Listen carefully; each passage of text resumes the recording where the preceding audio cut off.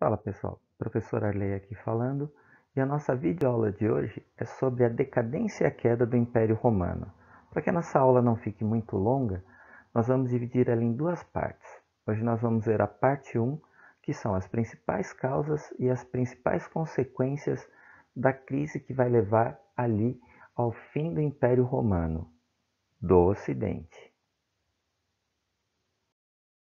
A queda do Império Romano, ela não foi um processo que aconteceu do dia para a noite.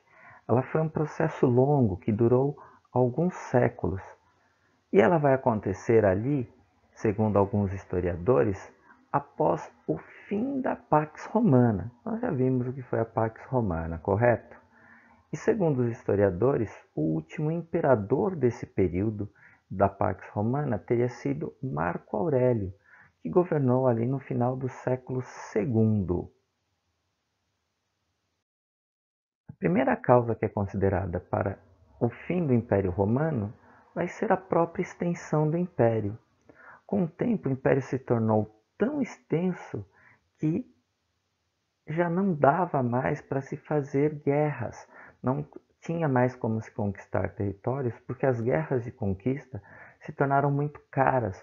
O lucro que essas guerras traziam era infinitamente menor do que o custo, o quanto se gastava para se fazer esta guerra. Mas também havia outro problema.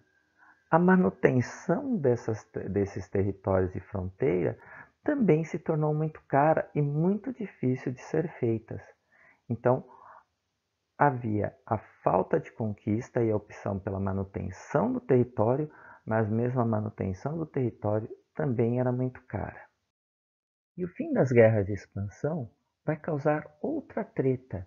Se você não expande o território, você não conquista povos inimigos. Se você não conquista povos inimigos, você não vai ter mais pessoas escravizadas. Vai gerar uma escassez de escravos. E, com essa escassez, a mão de obra escrava vai se tornar mais rara e mais cara. E isso vai gerar uma outra treta,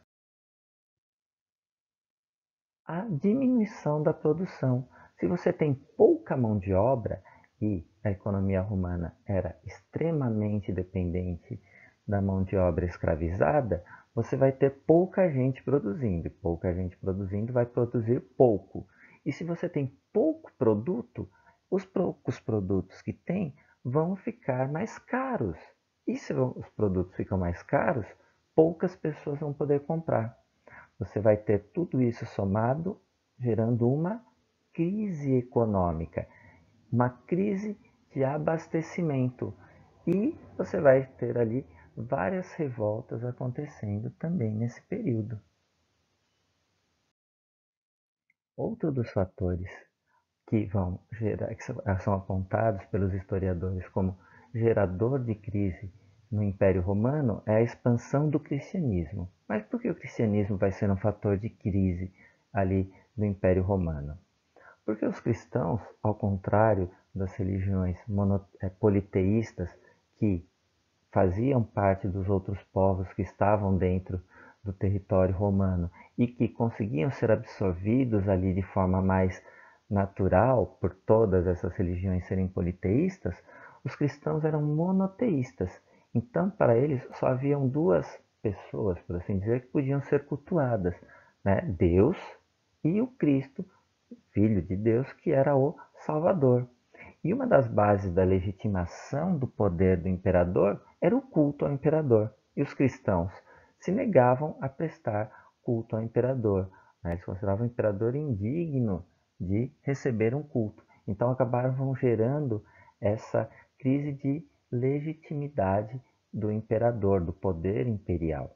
Eles questionavam dessa forma o poder do imperador. Mas os cristãos também condenavam a escravidão. É outro fator ali de crise. Nós já vimos que a base da economia romana era a mão de obra escravizada. E ao condenar a escravidão, ao pregar contra a escravidão, né, os cristãos também geravam essa crise de legitimidade da base da economia romana.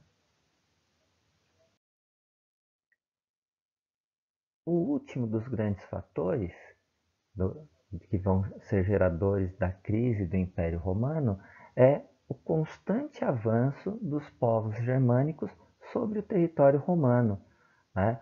Com o tempo e a extensão, as fronteiras do Império começaram a ficar meio desprotegidas e muitos dos povos germânicos começaram a entrar, primeiro pacificamente, né, assinando acordos ali de uma troca. Então, os germânicos, esses povos bárbaros, começaram a povoar os territórios ali em troca de proteção e defendiam o território, mas com o tempo e o enfraquecimento da proteção dessas fronteiras, muitos começaram a atacar e avançar sobre o território.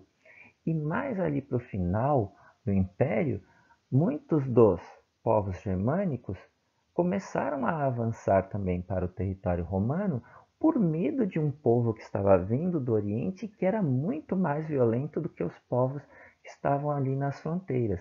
Esse povo era eram os hunos, que eram muito mais violentos e atacavam ali os povos bárbaros que acabavam fugindo para dentro do território romano como uma forma de proteção.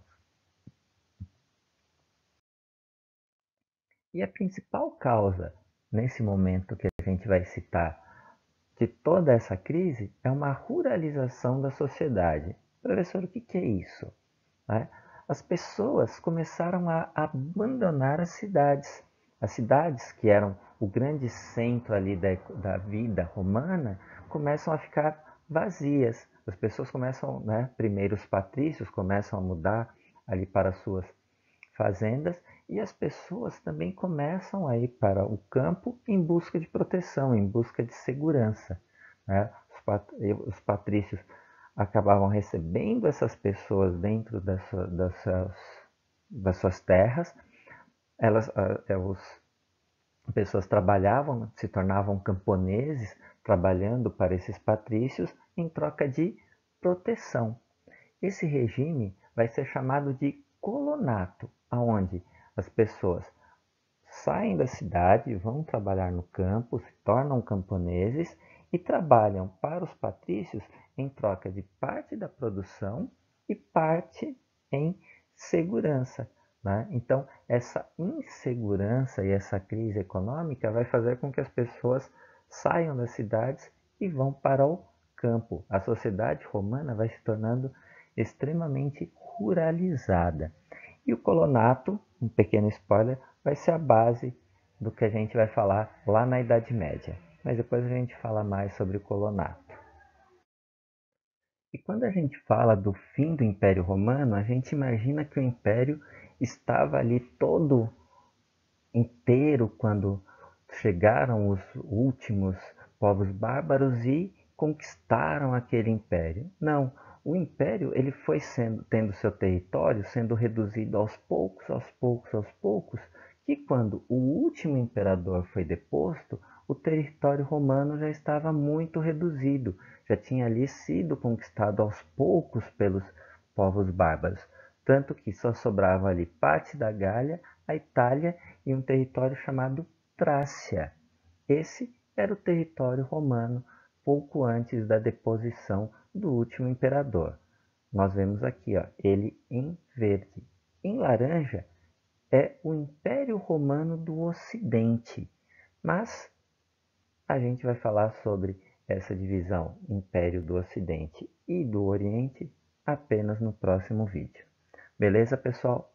Um grande abraço, boa Páscoa e um bom fim de semana para todos vocês.